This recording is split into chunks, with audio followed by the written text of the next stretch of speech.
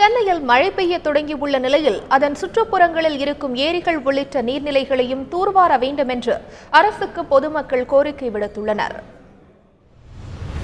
சென்னையின் சில பகுதிகளில் குடிநீர் தட்டுப்பாடு நிலவுவதாக பொதுமக்கள் தரப்பில் கூறப்படுகிறது. பருவமழை பொய்த்துவிட்டதும் குடிநீர் ஆதாரங்களான பூண்டி மற்றும் புழல் ஏரிகளில் நீர் இருப்பு குறைந்து வருவதும் இதற்கு காரணம் என்று சுற்றுச்சூழல் ஆர்வலர்கள் கூறுகின்றனர். மரங்கள் அழிக்கப்பட்டு வருவதாலும் நகரமயமாதலாலுமே பருவமழை காலதாமதமாக பொழிவதாக மக்கள் தெரிவித்துள்ளனர். முன்ன மாதிரி ஒரு ப்ரிடிக்ட் பண்ண முடியல. இந்த காலத்துல மழை வரும், இந்த சமயத்தில் மழை வரும்னு ப்ரிடிக்ட் பண்ண முடியல. என்ன ப்ராப்ளம்னா மெயின்லி இந்த பொல்யூஷனு, இந்த மரங்களை வெட்டுறது, இதனால தான் மெயினாக ரீசனாக இருக்கும்னு நான் நினைக்கிறேன் ஆக்சுவலாக. அதுவும் தவிர்த்து இப்போ சென்னையில் பார்த்தா பாப்புலேஷன் முன்ன கம்பேர் பண்ணிட்டா இப்போ 2 மடங்கு 3 மடங்கு ஆகிப்போச்சு. மல்டி ஸ்டோரிலாம் அதிகமாகிப்போச்சு.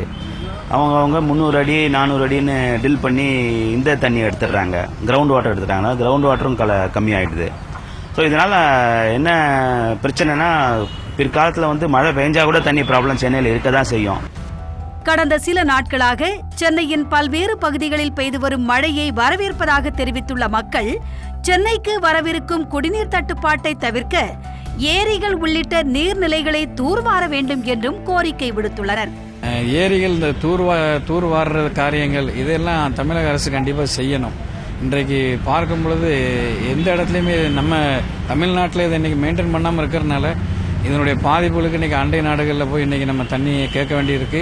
அது நிமித்தம் பிற மாநிலத்தில் இன்னைக்கு நம்ம கையேந்தி நிற்க வேண்டிய சூழ்நிலை வருது. எல்லா வளமும் இந்த தமிழ்நாட்டில் இருக்கிற பொழுது நம்ம செய்ய வேண்டிய காரியங்களை அரசியலில் இருக்கிற தலைவர்கள் நேர்த்தியாக செஞ்சாங்க அப்படின்னா நம்ம யாருக்கிட்டையும் கையேந்த வேண்டிய அவசியம் இருக்காது.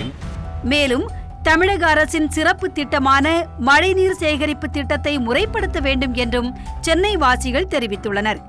ரொம்ப அவசியமானது ஒன்று.